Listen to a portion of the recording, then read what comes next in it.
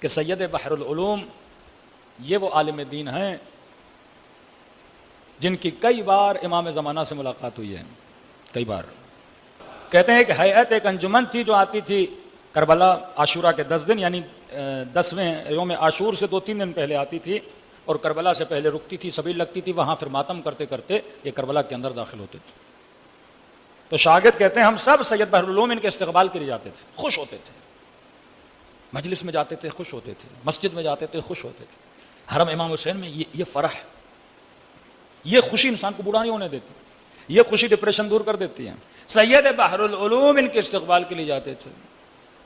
ان کے شاگرد کہتے ہیں کہ ایک دن ہم نے دیکھا کہ سید بحر العلوم کے استقبال کے یہ انجمن والے ماتم کر رہے تھے۔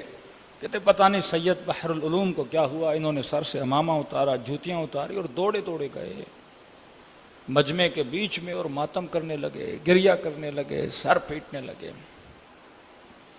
محسوس ہوا کہ سید بحر العلوم کی آج کیفیت الگ ہے، کبھی اس حال میں ہم نے سید کو نہیں دیکھا۔ کہتے واپس آ گئے، گھر آ گئے۔ اگلے دن یہ شاگرد کہتا ہے کہ میں نے سید بحر العلوم سے پوچھا کہ سید کیا ہوا تھا آج؟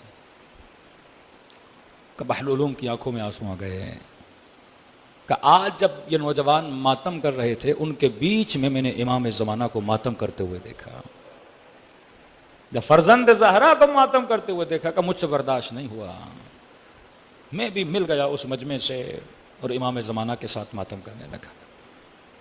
کہ میرے پاچھے امام یہ فرمائے کہ مت سمجھنا صرف تم مجلسوں میں آتے ہو، ہم بھی تمہاری مجلسوں میں آتے ہیں۔